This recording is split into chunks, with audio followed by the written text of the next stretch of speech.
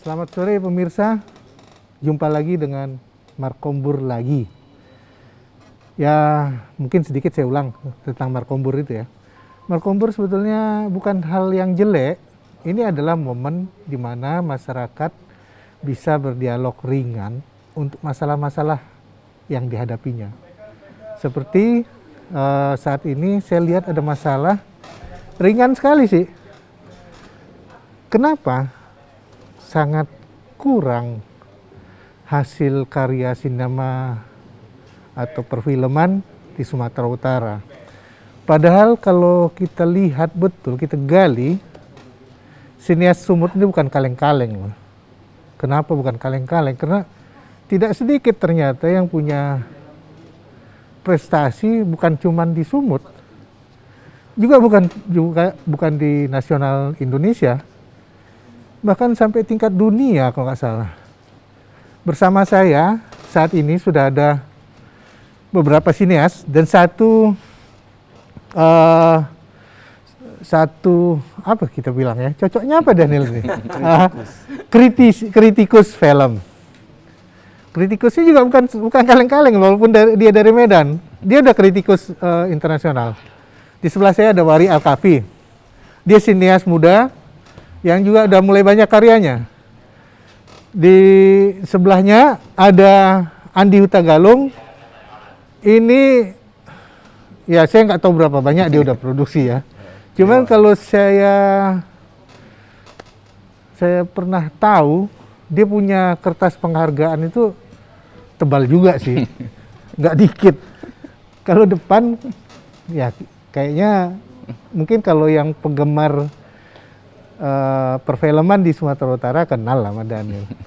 Semua orang film Sumatera Utara kalau nggak kenal sama Dr. Daniel Irawan, saya rasa dia bukan orang film dan bukan sineas.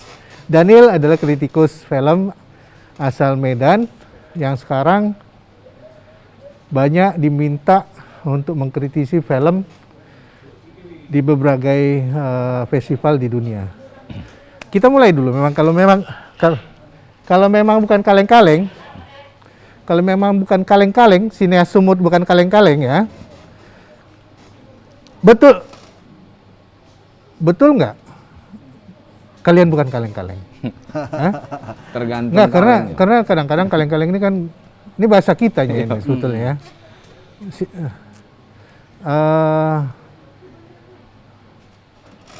Menerima nggak itu? Nggak menerima. Tapi kalau kita lihat filosofi kalengnya itu, kaleng sebagai pengemas produk sehingga tidak expired, tidak mudah expired itu sangat terima sebenarnya. Jadi memang kalian bukan kaleng-kaleng. Kaleng-kaleng. Berapa produksi Wari selama ini? Kalau aku boleh tahu. Kemarin sempat ngitung udah di angka 56. 56. Berapa tahun tuh? Dari 2015. Banyak juga. 56. Berarti setahun lebih dari 2. Lebih dari 2 untuk film pendek. Film pendek. Kalau lah ya, aku mau tahu, itu siapa yang biayai? Kalau budget itu seringnya kita patungan dari di tim produksi. Jadi enggak. Berarti biayai sendiri? Kebanyakan sendiri ya. Itu nggak ada yang sponsor yang peduli, pemerintah? Sebenarnya kalau dibolehkan nyari sponsor di sini, tapi nggak mungkin ya. Sebenarnya itu yang susah di Medan itu. Kita sponsor itu trustnya itu kurang ke kita. Mereka kurang percaya bahwa kita bisa nge-create, bisa kita memproduksi karya sebagus orang luar. Oke, kita break dulu sebentar sesudah pesan-pesan berikut. Kita kembali lagi. Jadi kalau kita lanjut dari kemarin, kok pernah dapat Pendanaan pernah, Bang? Kita Markombur lagi. kita lanjutkan diskusi kita. Kalau tadi si Wari sebetulnya untuk berproduksi itu sulit, karena harus membiayai sendiri, Pak. Iya. Kalau Andi pernah nggak, Andi? Pernah Bang. Oke. Itu kita memang karena konsennya juga di dokumenter, Oke. jadi kita ikut kemarin pitching forum untuk Asia Tenggara yang disupport oleh negara-negara Eropa dan Amerika. Oke. Kemarin kita dapat di situ memang karena kondisinya pandemik, jadi mereka tidak bisa maksimal seperti yang biasa lakukan mereka gitu. Oke. Akhirnya dikurangi berapa persen mereka membantu. Tapi itu mensupport. dari luar ya? Dari luar. Ini bukti nggak kaleng-kaleng tadi tuh. Iya. Ini bukti nih. Sebetulnya kenapa orang itu percaya sama Andi? Banyak udah produksi Andi.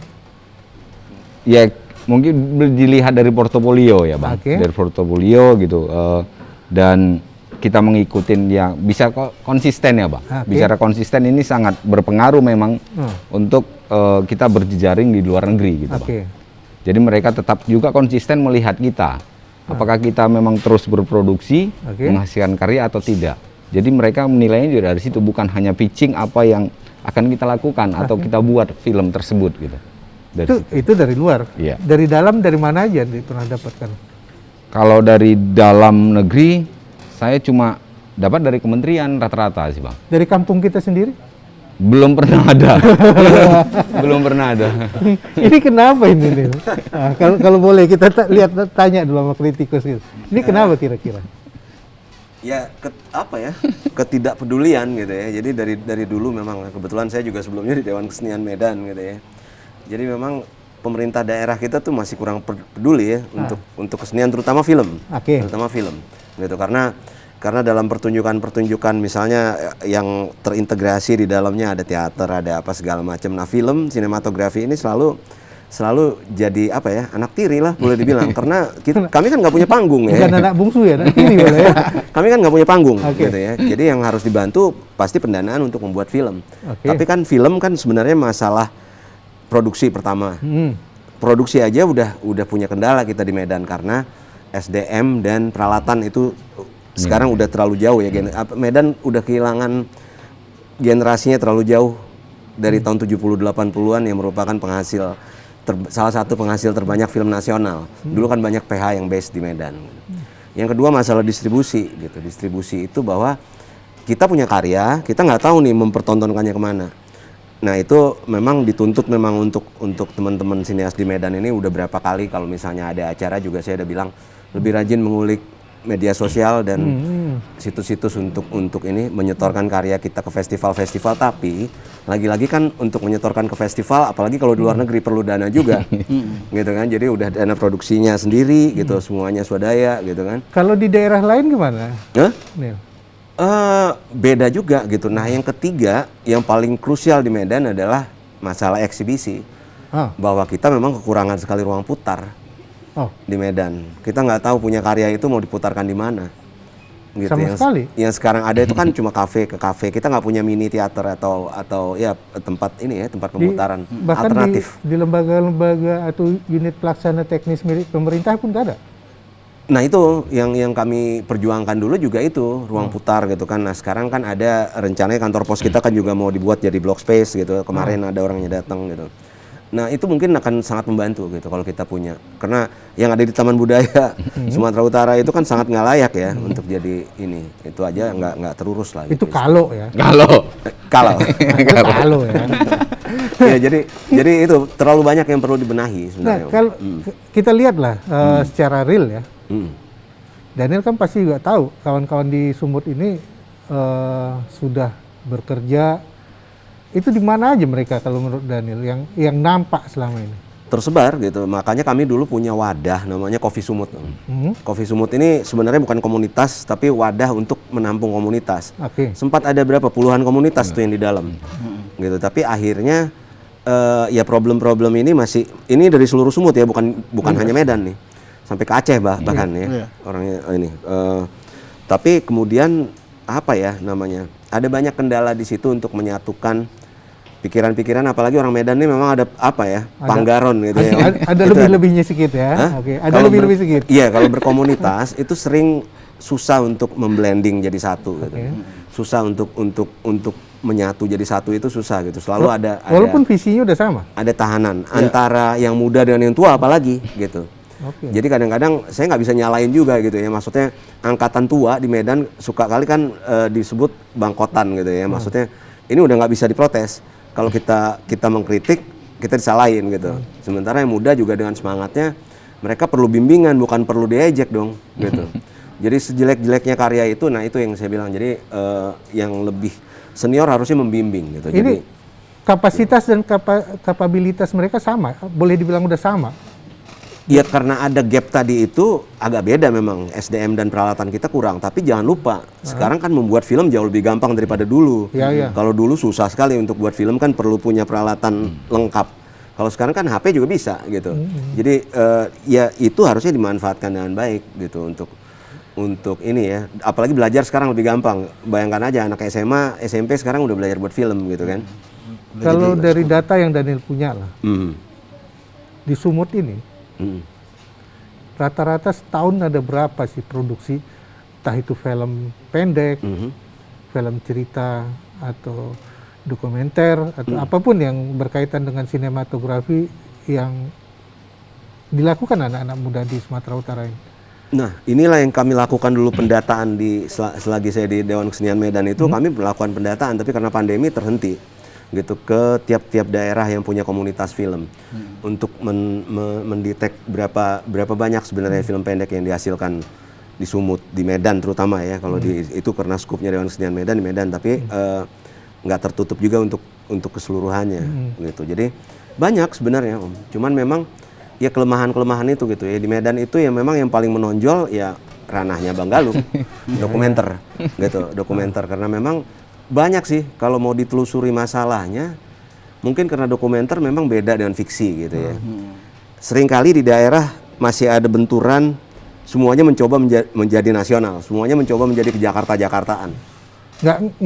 Nggak ada yang mencoba untuk Nggak ada yang mencoba menjadi kultur kita itu nggak keluar gitu, kultur Medannya itu nggak keluar. Jadi kalau banyak di film-film pendek itu kan namanya film pendek, dari masalah ide pun sebenarnya harus film pendek, nggak boleh kita idenya sinetron yang dipendekin. Nah itu yang masih banyak terjadi di Medan gitu, sehingga ditambah lagi teknis gitu ya. Nah salah satu yang paling serius mungkin untuk visi kalau di Medan itu karena kita nggak punya alat untuk producing sound di lapangan. Oke. Seperti di Jakarta kan banyak gitu. Alasan itu yang bikin Galung nggak mau Andi Huta Galung yang sudah punya kertas kerja yang banyak itu nggak mau bikin cerita. Fiksi. Ya, kendala teknis memang Bang, itu salah satunya memang. Oke. Nah, di fiksi karena memang kita betul-betul memperhatikan itu semua karena kita apa namanya dalam rancangan di awal itu sudah sangat ketat di fiksi gitu kan. Kalau dokumenter kan masih Narasi, artinya dia masih by incident gitu kan Bang. Oke. Jadi kita masih bisa bagaimana untuk improvisasinya di lapangan seperti apa gitu. Tapi memang sekarang ini kan dokumenter itu kan sangat berkembang pesat. Juga semuanya harus diperhitungkan gitu. Ya, sound itu memang di Medan ya salah satunya kembali lagi yang paling sangat apa ya? Sangat minim di kita gitu. Di Sumatera Utara ini. Karena rata-rata itu, Bang. Tapi kenapa si Wari lebih banyak memilih yang cerita? Nah, itu pula.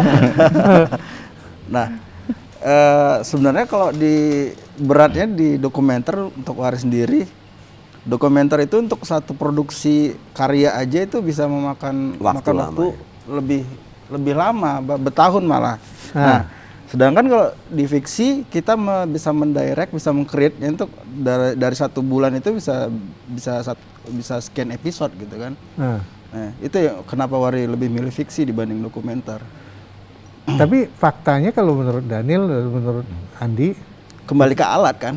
Kembali ke alat masalahnya sebenarnya. tapi dengan alat yang seperti Daniel bilang sekarang dengan alat yang tersedia dan makin murah, jadi Sebenarnya kok di era sekarang ini alat itu makin banyak produksi dengan merek-merek yang lebih murah bahkan walaupun kualitasnya tidak terlalu bagus dan itu bisa menjadi bahan-bahan untuk belajar bahkan untuk saya juga dampingin anak SMA juga anak kuliah juga itunya dulu dihidupkan, atmosfer Oke.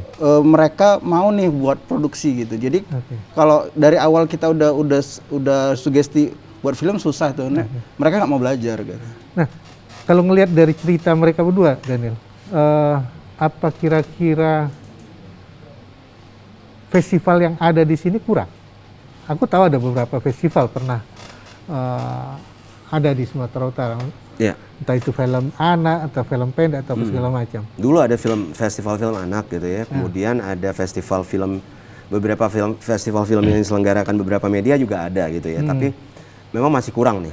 Masih kurang dan memang berapa kali menjadi juri ya itu kendalanya, Om. Makanya tadi sebenarnya yang perlu ditumbuhkan adalah bergabung di dalam satu komunitas untuk saling belajar. Oke. Gitu. Jadi kekurangan-kekurangan yang tadi kalau kita memang nggak bisa mengatasi alat, itu kan sebenarnya datangnya dari ide. Gimana kita bisa memunculkan sebuah ide film pendek yang nggak banyak pakai audio suara misalnya, yang nggak banyak dialog. Itu kan akan sangat membantu gitu ya. Nah itu yang sebenarnya kurang ini berapa tahun bertahun-tahun berkutat di komunitas, di karya-karya sinias Medan gitu ya. Mereka memang kurang tergali nih ide gitu. Karena memang nggak rajin juga menonton film pendek. Kayak kemarin aku lihat di medsos, ini di medsos aku dapat kebetulan. Film pendek sekali, hanya 1,5 menit. Cerita nelayan yang balik dari, dia nggak jadi melaut, dia balik bantu 2 orang turis yang kena lumpur. Dan ternyata malah cerita tanpa suara, tanpa peralatan yang canggih, dapat penghargaan bagus. Bener. Kalau nggak salah. Bener. Apa kawan-kawan di sini nggak bisa kayak seperti itu? Oh bisa, Hah? bisa. Ya itu yang harus di ini Om. Jadi memang beberapa kali itu yang setiap kali kita menelusuri minatnya sinias Medan gitu ya. Memang lebih banyak yang belajar dari film panjang atau film luar atau film barat. Padahal harusnya yang kembali yang ke paling simpel aja, belajarnya dari film pendek gitu, mau di lokal atau luar gitu kan. Dari kehidupan sekitar kita, Iya, itu pengamatan lah, pengamatan. Tapi kan mereka kan harus melihat karya-karya yang baik dulu, yang simpel untuk akhirnya bisa mendorong ide-ide yang lebih Tapi oke. aku tetap penasaran, nih kan, kenapa sih Andi Hutagalung yang aku tahu belakangan ini juga rajin lah ya, rajin melihat kondisi terakhir, yang cerita anak Danau Toba ya dia. Yang waktu lalu ya Bang. Nah. Permata. 2012 tuh Bang. 2002, oh itu udah lama 2012. itu malah. Iya, Bang. Itu malah lebih, aku bilang lebih agak setengah fiksi daripada dokumenter kan. Lebih melihat kenyataan yang real gitu. Iya. Kenapa nggak balik lagi seperti itu, Di? Mungkin kalau kulihat masyarakat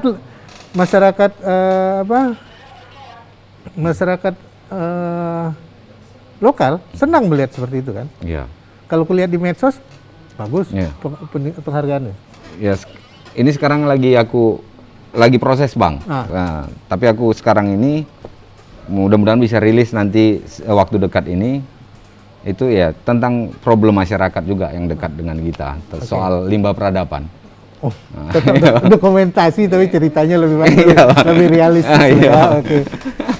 Kalau Wari sendiri, kalau aku pengen tahu ya, aku pengen tahu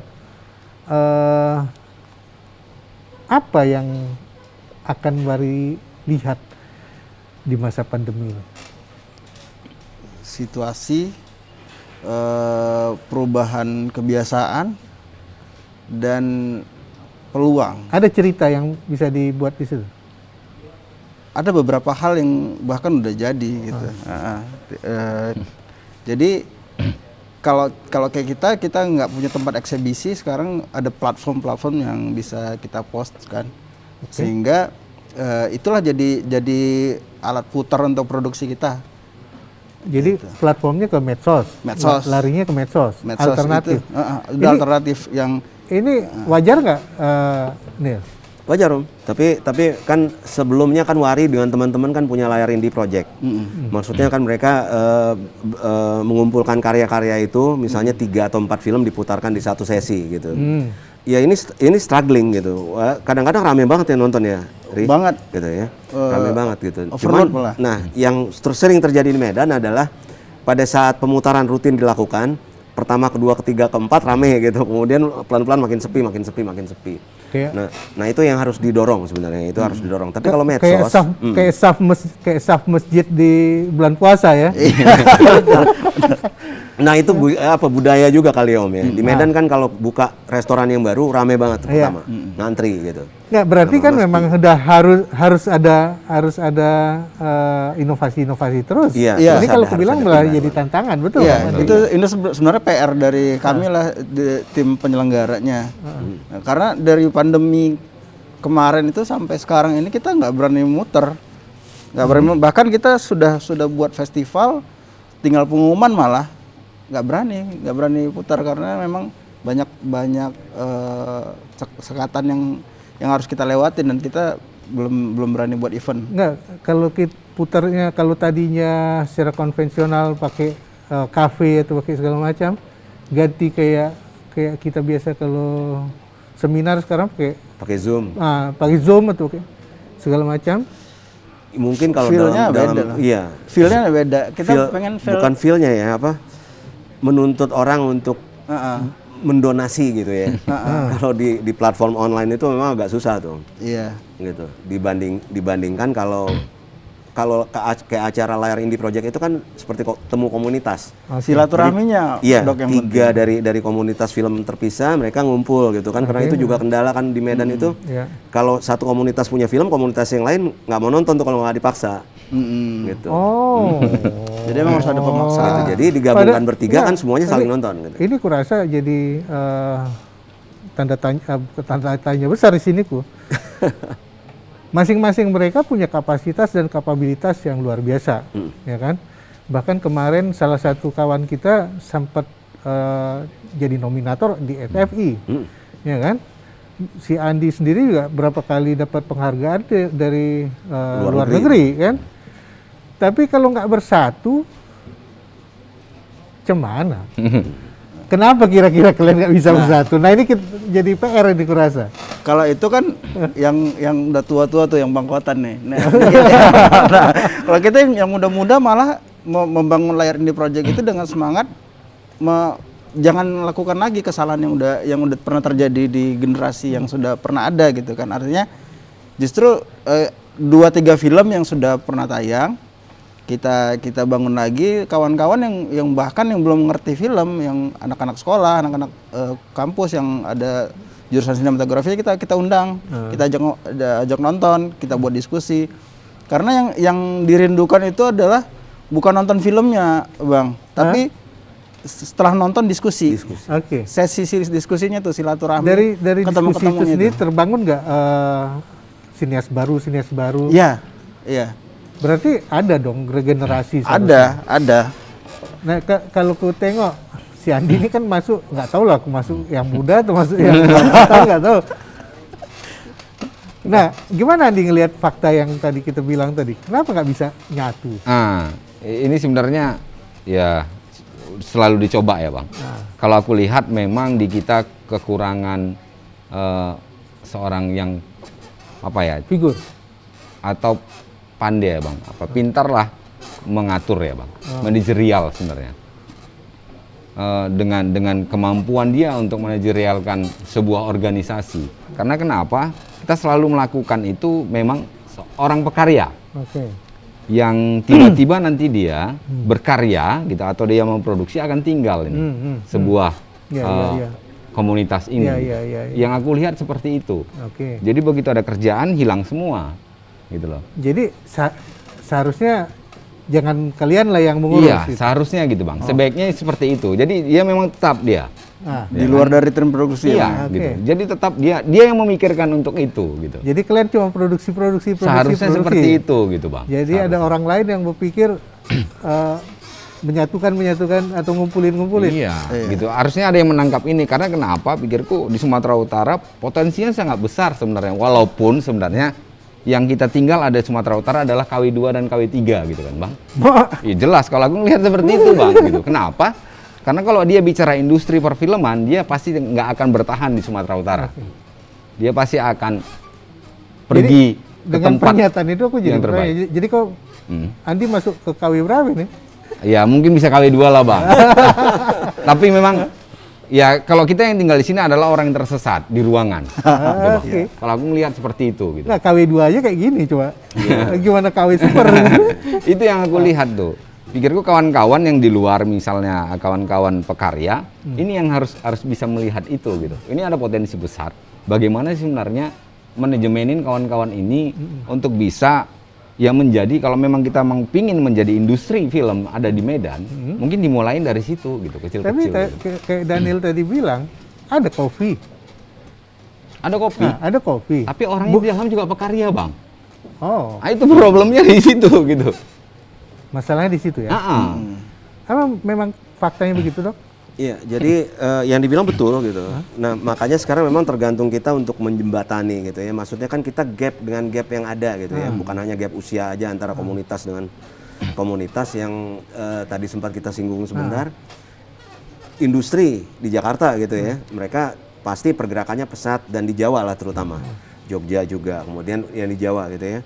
Dibandingin dengan yang di Sumatera misalnya. Nah ini akan sedikit sulit untuk berkembang kalau memang nggak banyak orang yang mengusahakan pemerataan gitu. Berapa kali menjadi juri di festival itu perdebatan yang terjadi itu sekarang terutama di film pendek gitu ya. Ini film pendek di Jawa semuanya pakai bintang.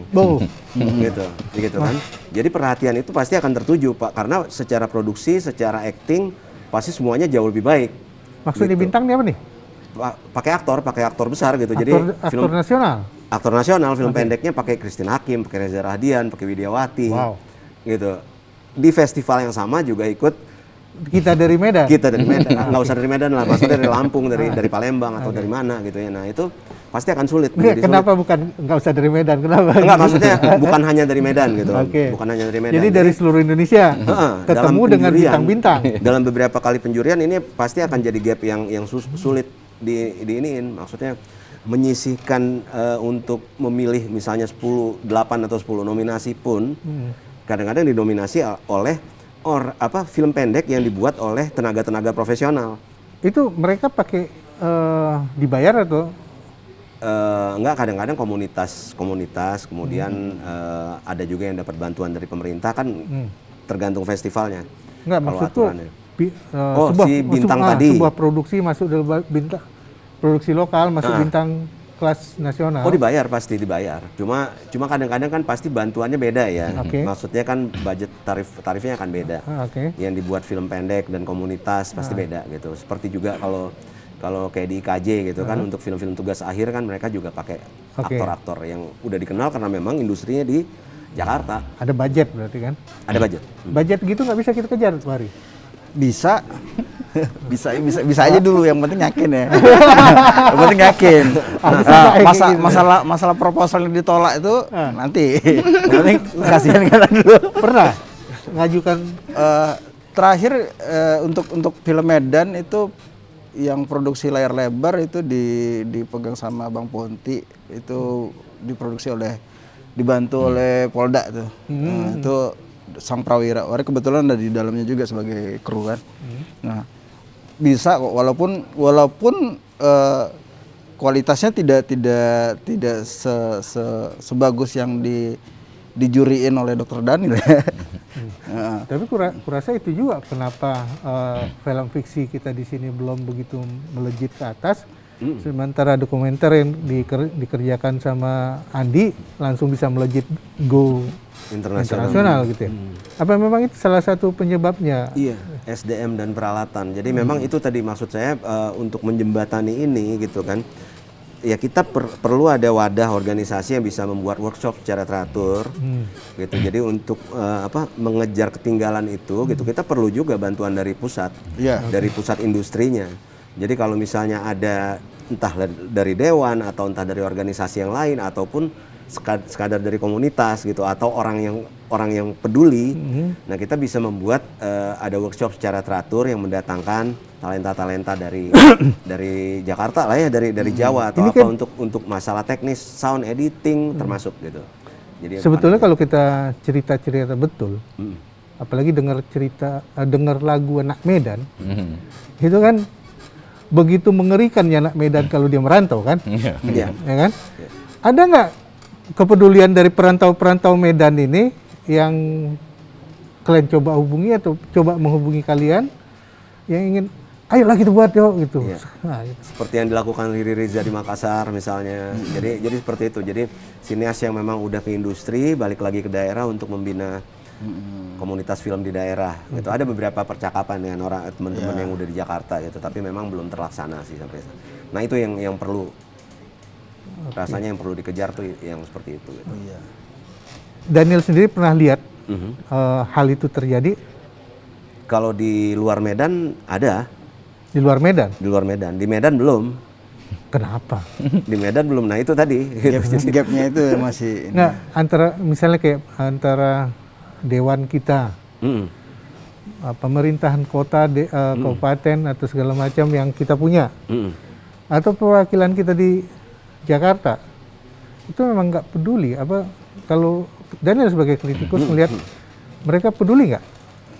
Peduli, tapi kalau orangnya secara personal pasti peduli, Om. Tapi kan perlu ada orang yang mengorganisir komunitasnya. Nah, itu yang belum Itu belum. terlaksana nih di Medan. Gitu. Kalian dari Daniel sendiri pernah di Dewan Kesenian ya? Iya. Pernah mencoba menjolok kalau kita bilang? Selama kami di sana pernah sekali workshop untuk standar produksi itu untuk layar lebar. Aku yang pernah saya lihat adakan. sekali ya. Mm. Kalau nggak salah waktu itu Garin Mm. datang ke sini. Mm. Nah, hal-hal seperti itu menolong nggak menurut kalian? Iya. Iya, itu workshop, Iya. workshop seperti itu. Gitu. Menolong. Karena itu bisa menjadi suges satu ya, Bang. Kalau untuk Wari, kalau untuk Andi kayaknya nggak menolong. Udah Udah dijawab tadi. Udah dijawab. Ya mungkin itu ya jadi pertemanan ya, Bang. Bicara emosional juga gitu kan, bicara emosional. Jadi bagaimana kita juga bisa berinteraksi dengan orang-orang yang sudah duluan gitu dan paham gitu kan. Itu kan buat motivasi kita juga satu lagi gitu. Jadi ini kita udah ngelihat banyak hal dari kapasitas kalian yang memang nggak bisa lagi dibilang sembarangan. Kalau kata orang sini memang itu bukan lagi kaleng-kaleng kalian ini semua ya. Karena produksi kalian udah terbukti ya. Daniel sendiri juga udah ngelihat faktanya karya mereka luar biasa kan. Kira-kira ada nggak harapan kalian entah dari mana atau kalian perlu nggak menurut kalian pemerintah turun tangan untuk melihat kapasitas dan kapabilitas kalian ini? Kalau perlu mereka buat sebuah anggaran atau apa gitu. Ya. Kalau Bang Daniel. Sangat perlu, Om. Sangat perlu. Itu yang harus terus didorong. Ya. Gitu, yang harus perlu perlu untuk terus didorong gitu ya. Kita agar ada kepedulian pemerintah lah ya. Paling enggak untuk penyediaan alat atau penyediaan ruang putar yang seperti itu gitu. Itu yang Daniel lihat ya. Iya, atau mengadakan workshop kan, itu yang paling penting. Kalau aku sih melihatnya kalau menurut sangat penting ya, Bang. Walaupun sekarang sebenarnya sudah dilakukan seperti ambigu gitu, Bang. Ada dan tiada. Oke. Sebenarnya dilakukan pemerintah Sumatera Utara dan sekitarnya. Gitu. Oke. Tapi ya memang dari dasar aja lah, Bang, dan sederhana. Kita kan punya dinas gitu kan. Dinas yang seharusnya mereka juga mengetahui ini gitu loh. Karena ini wilayahnya. Ya minimal mereka juga punya data. Minimal aja punya data gitu. Oke. Mungkin itu bisa menjadi hal baru bagi mereka nantinya untuk melakukan apa selanjutnya. Ya. Mari. Kalau menurut Wari hal seperti itu sangat perlu karena itu kayak dibilang dokter Daniel sebelumnya, anak-anak muda ini perlu didampingin, perlu dirangkul gitu kan. Jangan sampai semuanya yang udah jago-jago pergi ke Jakarta semua. Jadi kita walaupun yang jago itu pergi ke Jakarta, kita tetap ada yang ngayomi kan. Nah, itu yang penting kan. Betul. Nggak, walaupun yang ngayomi ini dari kalangan pemerintah atau yang lainnya. Oke, pemirsa, saya rasa waktu 1 jam itu nggak terasa kalau kita bicara dengan anak muda ini ya. Dan kita cerita bahwa mereka memang bukan orang sembarangan. Dan mereka akan tidak sembarangan lagi hasilnya kalau semua bergandengan tangan. Baik itu sesama mereka, antara mereka dengan pemerintah, antara mereka dengan swasta. Kalau itu tergabung dalam sebuah ikatan atau jejaring yang harmonis, saya rasa Daniel, Andi, Wari nggak akan sulit berkarya, dan Daniel akan membantu mereka untuk menganalisa kerja mereka karena dia kritikus yang bagus. Sampai ketemu di Markombor berikutnya. Salam.